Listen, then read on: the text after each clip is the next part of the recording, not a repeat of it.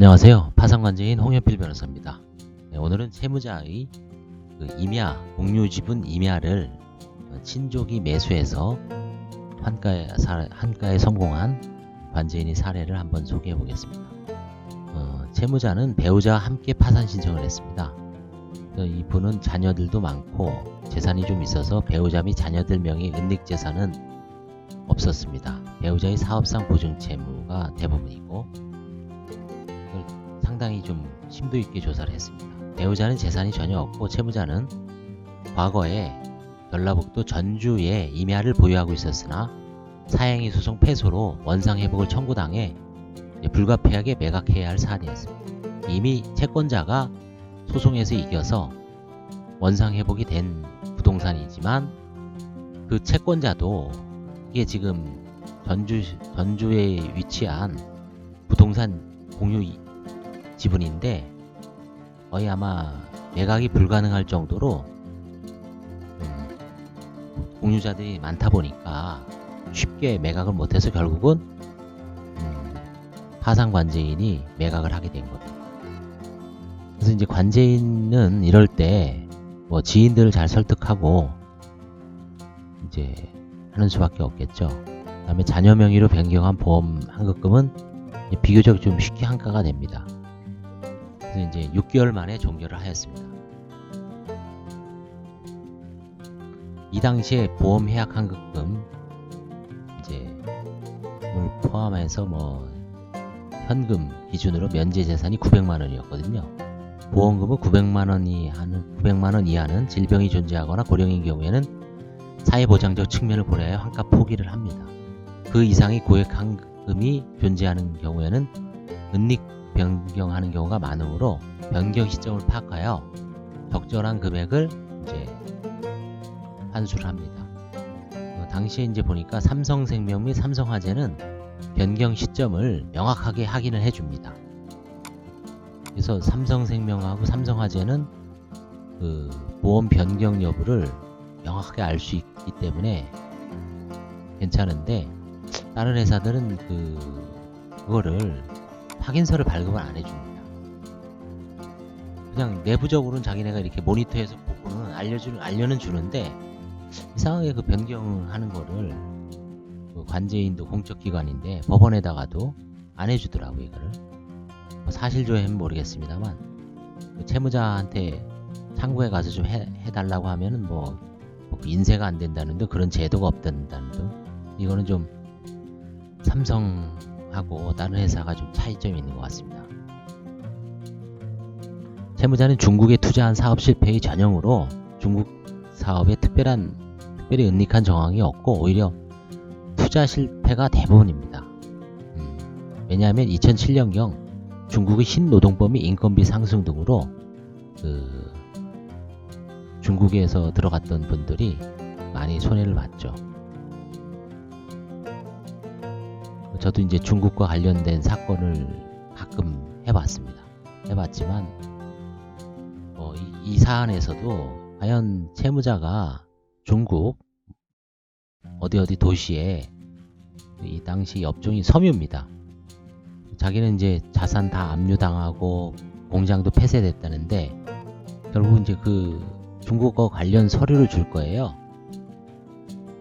그래서 이제 그 자료를 갖고 오면 요즘 이제 번역이 그렇게 비싸지 않기 때문에 전문 번역 기관에 맡겨서 그거를 법원에다가 이 사람의 어떤 부도 사항이라든가 중국에서 좋지 않은 상황을 자료로 제출을 할 수가 있습니다. 그런 방식으로. 여기서 이제 좀 막내 아들이 재산 형성 경위에 대해서 좀 소명이 불투명하거나 채무자가 아마 잔존 재산을 약간 은닉했을 가능성도 있습니다만 이때 이제 결혼을 하거든요. 그래서 결혼 과정에서 증여한 것, 아들 결혼하는데 뭐 몇천만 원 정도를 도와주죠. 그거를 어떻게 뭐 부당한 증여라 그래서 뺏기는 좀 힘들죠. 뭐 예를 들어서 아들이 아무것도 안 한다. 아니면 뭐 충분히 사업을 하고 있다든지 그런 게 아니라 이건 결혼 과정에서 증여한 것으로 보여졌기 때문에 한가하는 것은 좀 가혹하다고 판단해서 넘어갔습니다.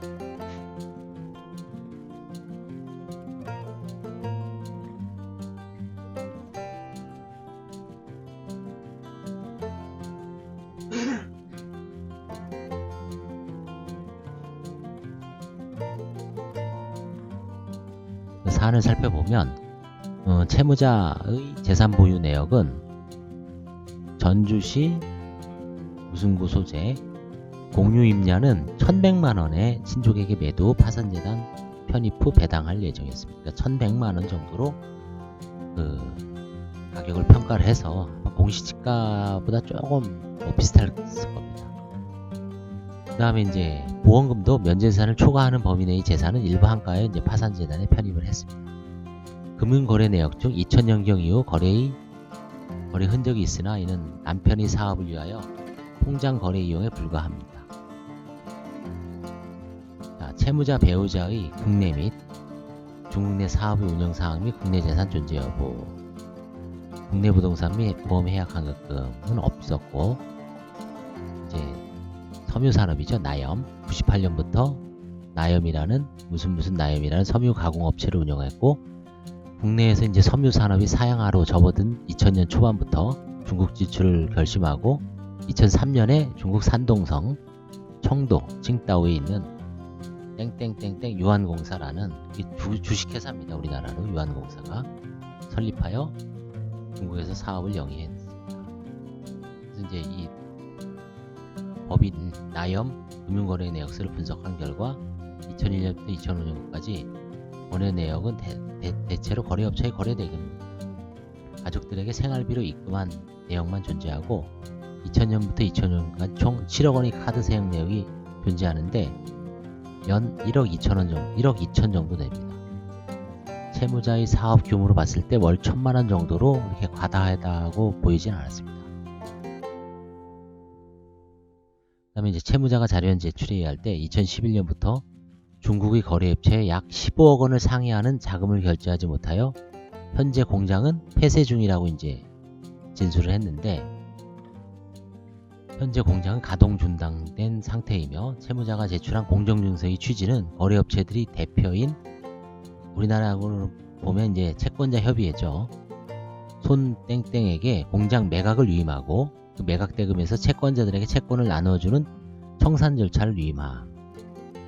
중국도 이 청산 절차가 법인 청산 절차는 이제 파산법에 규정되어 있습니다만 이 개인 파산 이 사업 같은데 이게 아마 이거는 개인 파산은 아니지만 이 법인 파산에서도 이런 걸 보면 파산 제도가 아직 완벽하게 정비가 된 건 아니고 그야말로 이제 채권자단을 구성해서 우르르 몰려가서 사장들한테 이제 각서를 받는, 우리나라도 옛날에 이랬죠.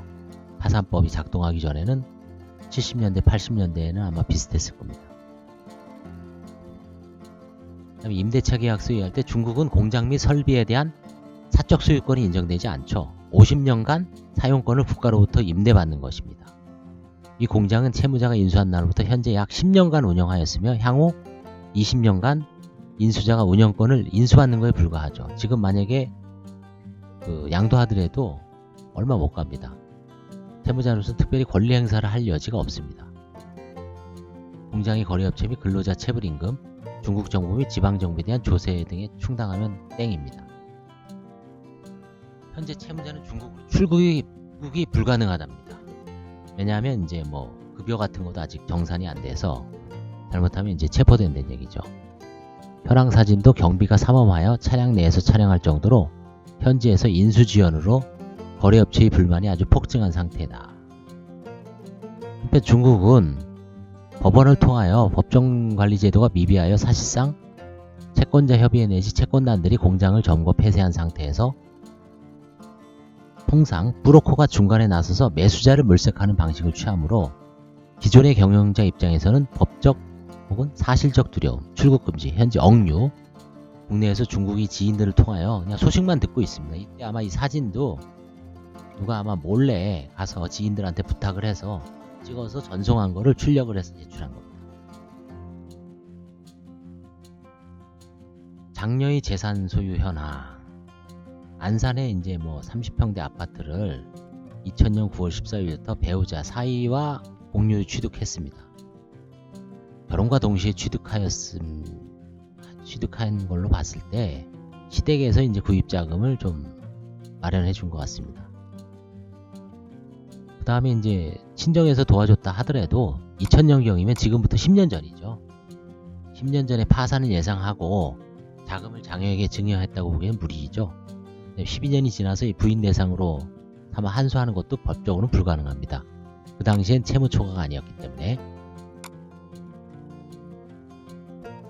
이 부동산은 이제 매도 후 뭐 비슷한 평수로 많이 좀 넓혔죠. 4, 50평대로. 그 다음에 이제 뭐 근저당 추가 대출 받고, 이런 걸로 봤을 때는 뭐 장녀 부부의 그걸로 보입니다. 2012년 취득한 렉서스도 마찬가지고요. 그 다음에 이제 둘째 딸 하땡땡. 둘째 딸은 아직 미혼이었는지 국내 부동산 취득 및 보유 현황 없습니다. 현재 해외 체류 중입니다. 2010년 캐나다 토론토로 취업 이민 가서 어떤 호텔에서 회사에 재직하고 있습니다. 해약 환급금 228만원만 존재합니다. 전형적인 이제 캐리어를 쌓고 있는 직장 여성으로 보입니다. 3녀, 국내 부동산 취득 및 보유 현황 없음. 2006년 취득한 그랜저 차량. 그랜저가 뭐 그 당시엔 고급 차량일 수는 있지만, 이제 채무자도 이 셋째 딸도 조카가 운영하는 나염에 취업하여 연 1,800에서 2,000만원 소득을 올리고 있었습니다. 아마 이게 조카도 아마 이쪽 업종에 그 일을 하는 것 같습니다. 그래서 동종 업종에 이게 뭐 물론 채무자가 위장한 회사일 여지도 있지만, 실제 이제 사람 손이 필요하니까 이 셋째 딸은 취업을 해서 근무하고 있는 것 같습니다. 2012년 인출한 4천만원은 근로소득을 모아서 형성한 재단으로 판단된다. 약 6년간 근무했으면 뭐 4천만원 정도는 모을 수 있겠죠. 그 다음에 이제 막내 아들. 2012년 결혼과 동시에 임대차 보증금 1억 4,500만원에 거주하고 있습니다. 연봉은 이제 들어간 지 얼마가 안 돼요. 4,250만원 뿐이 안 돼요. 그러니까 이 1억 4,500을 연봉 뭐 다 모아봐야 안 되죠. 결국은 처가에서 좀 보태줬을 가능성도 있죠. 그 다음에 차량 K5는 카드를 이용해서 이거는 이제 할부로 샀으니까 특별하게 문제가 안 됩니다. 결국은 배우자, 그러니까 며느리죠. 며느리가 4,500만원, 자가 8,400만원. 이렇게 이제